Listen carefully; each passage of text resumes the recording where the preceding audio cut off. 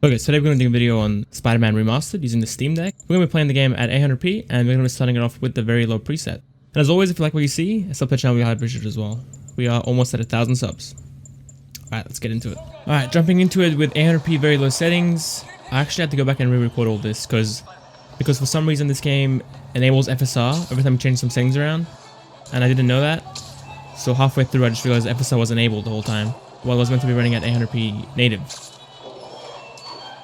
But FPS wise, we're getting 40 to 50 FPS right now. We did have I think we spiked up to 60 at some point, but the game's running really well. It's funny because the first time I played this and recorded this, the actual frame time graph was very choppy. The game still ran fine, but I think a mix of FSR and some other settings was causing the frame time graph to actually spike heaps.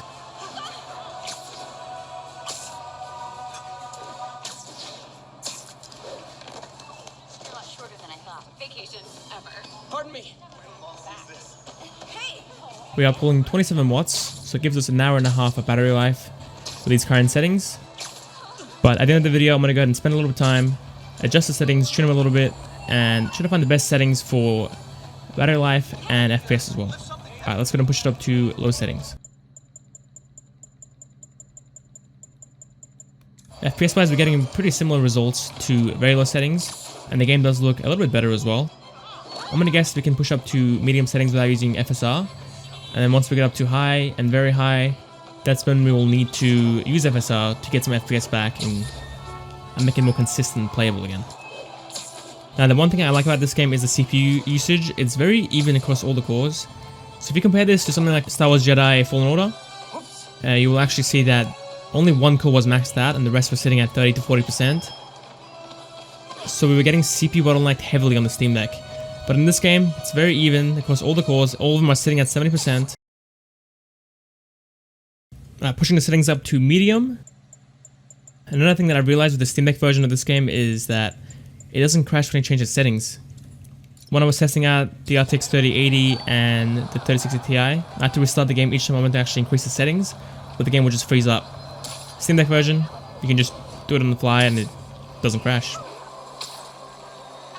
Playing on medium settings, these reflections look really good on medium when compared to like low and very low. FPS is a bit lower now. We are falling into the 30s. This park is actually super intensive. We had like 31 FPS there. But on average, we're sitting at 40, 45 FPS with some dips into the low to mid 30s as well. We are getting some stutters. It's very minor. It's happening here and there. When on foot, we're getting 50 FPS. So it's not as intensive in that scene anyway. In this more crowded area, we're getting 45 FPS, 46 FPS. Alright, pushing the settings up to the high preset.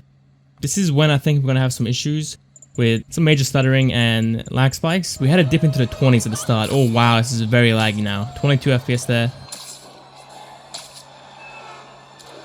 We'll be holding around 30 to 35 FPS on average. But we can easily dip into the 20s. The game looks way better as well. You can actually see the whole world change when you change the presets. I couldn't see this before, obviously, because the game would crash on me. But now that I can actually see it, you can tell that there's a major difference between the lower presets versus the high preset.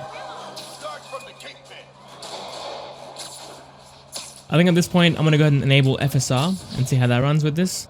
I'm sure it will give us a little bit of extra headroom to keep us at 30. Alright, using FSR 2.0 with the quality preset. We're mainly looking for those dips into the 20s. FPS is looking very similar, but as long as we can hold 30, we just had a dip into the 20s there.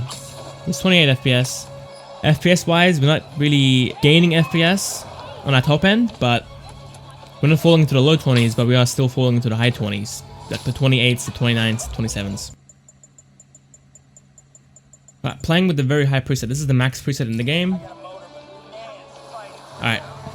We are getting really bad performance now, as you would expect. This is not a system to be playing everything at max settings. It's mainly a low to medium settings kind of system. We're getting 20 to 30 FPS now. And spiking up into the high 30s in those easier scenes. But the game is so stuttery, super jumpy. Pretty unplayable at this point. Alright, we're playing the game at the low preset. with FSR set to balanced and with a 40 FPS cap as well. Just want to see if we can hold a stable 40. And as you can see, we are holding 40 for the most part. We do get some dips, like a 2 FPS dip into the high 30s, but so yeah, technically we can't hold a stable 40, but it's only by 2 FPS, so it's not that big of a deal. Now I think for my optimized preset, I'm going to go ahead and actually use 30 FPS, just because I can actually optimize it further and get more battery life out of it. If you don't care about the battery life and you plugged in, then you can go ahead and play at 40. Alright, same settings, with a 30 FPS cap now. Wow, we're actually falling to the 20s. It's a bit weird. Probably like a one-off thing, but I guess we'll see.